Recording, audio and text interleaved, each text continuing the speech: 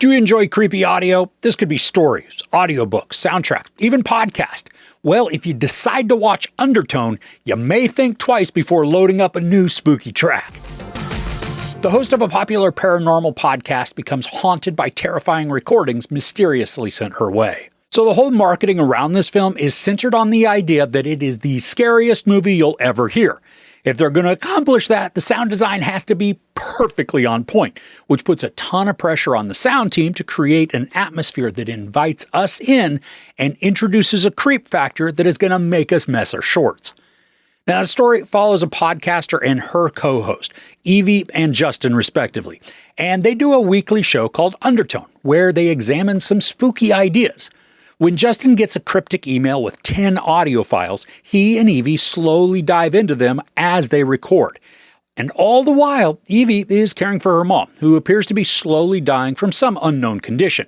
That's not the point of the film. The reason that she's sick isn't important. It's the time, the toll, and the effort that Evie exerts in her caregiving, which then works to erode Evie's stamina and potentially even her sanity. This is a stripped-down film with a minimal cast and even less shown on screen. Most of the actors who are in this only lend their voices, making the performances all the more powerful when they can elicit goosebumps from their words and their inflections. Now, Evie and her mom are the only ones we really see throughout the whole 93 minutes, which could sound a bit dull from a visual perspective. But this is anything but lazily presented or even uninteresting. The performance from Nina Kiri, who plays Evie, it is superb. She exudes a ton of compassion that's mixed with exasperation and burnout. It's impressive and enveloping when Evie goes into some sort of zone-out phase. I mean, she's not necessarily in a trance, but she's certainly drifted off, which then creates her to be a bit of an unreliable narrator, but also one who gains a lot of sympathy just from her defeated expressions. And most importantly for this film, her voice is crisp and inviting, but not cold or DJ sounding. Like she's putting on a radio voice for the podcast and sounds completely different all of the other times. So if you've ever met a DJ or even watched them in person while working and then compare them to outside of the radio booth, they typically are more toned down and create less of an edge to their voice. Now, point being though, although we hear both Evie and Justin talk about getting into character for their podcast, there's not a large noticeable shift in their stylings. Now, as a skeptic, Evie is supposed to be the voice of reason, the one that Justin has to convince that something feels legit or is real. And despite her being a bit of an unreliable narrator, just thanks to some of the days that she starts to fall into, she's also able to maintain the needed skepticism that creates just the right amount of doubt to make everything seem a little bit more plausible. Now, the whole audio presentation of this film, it is entrancing. When Evie will put on her headphones, we hear all of the ambient sound in the room just go immediately silent, creating this very lonely and isolated environment until she dials up Justin to record or she happens to listen to some audio. When the exquisite sound design is then coupled with the patient filming style, the unsettling nature of the story takes hold and it just works to get under our skin. And I love it when a film will have the camera locked down on a subject, not panning or zooming, just simply remaining focused on one area as the character or item stays in a stationary spot. When this technique is combined with a horror story, and there are all sorts of just shadowy areas inside the frame, I almost pop my eyes out of their sockets trying to strain to see any sort of clue or movement. Most of the time, it's just tricks in my eyes that create something moving in the dark.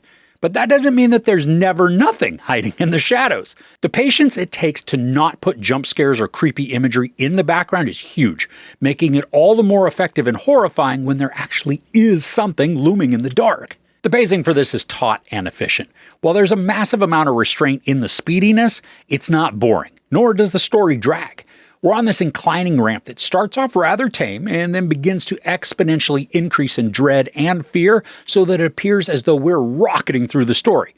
But in reality, it's just the mounting stress that's creating that illusion of speed. And when things start to go off the rails, they get harried and terrorizing, mixing discombobulating audio with quick and terrifying visuals that assault us in alternating and overlapping sequences. So that at the climax, it's just this sensory overload that doesn't create confusion, but instead builds a great big nope.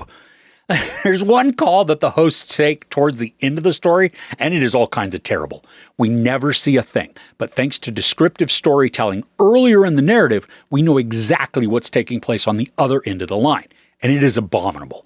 While there are many moments throughout the film that made me squirm a bit, this particular sequence shattered me, and it just made me feel the revulsion, rage, and horror that the audio is meant to evoke. Now, there are several aesthetics within the presentation that remind me of two effectively scary films. One is the Taiwanese supernatural folk horror Incantation. If you've not seen that, you are in for a terrifying treat. The other is the COVID-era virtual supernatural horror Host. Now, that one's a quick 60-minute film that works amazingly well just to bring about the chills. For Undertone, elements of those two movies are introduced in small ways, but they don't feel like ripoffs or plagiarism, instead appearing more as influences to bring about a brand new story of fright. Now, for me, the biggest shortcoming of the entire film, it's the very end. As all hell breaks loose and the events go from gnarly to just batcrap crazy, we lose all of the visuals. Now, I certainly appreciate and even understand that for a film centered around messed up audio, it's fitting that the story solely uses audio as its finale. But because the movie is also a visual medium, it came across as a bit of a cop-out for not having to show or visualize the very end. I think the audio is still not okay in the best way possible, and it does work to force me to create my own interpretation of what the audio represents, but I still would have liked to have something other than a black screen to accompany the final minutes. As it stands, though, Undertone accomplishes its goal for creating a foreboding and threatening atmosphere, using spectacular audio and sound design to build a world mainly out of sounds. Both the physical and voice acting of Nina Kiri and the voice work of all the other actors draw us in with welcoming or intriguing tones, only to then scare the poop out of us thanks to a mythos and storyline that are pure nightmare fuel. I don't know if this is the scariest movie I've ever heard, but it is superbly executed and creates a lasting dread long after the credits are done. There's no sex or nudity, some profanity, and while no violence is actually shown, the audio is very explicit in the imagery that it conjures. I give Undertone 4.5 out of 5 couches. Despite preferring a different way to conclude the movie, on the whole, this was an exciting and distressing horror. I hope it freaks you out just as much as it did me. Okay, are there any supernatural horrors that have stuck with you long after you watched? Let me know what they were in the comments below. If you enjoyed this review, please give it a like. Also, don't forget to share and subscribe. I'm Chris. This is Movies and Munchies. Thanks for couching with me.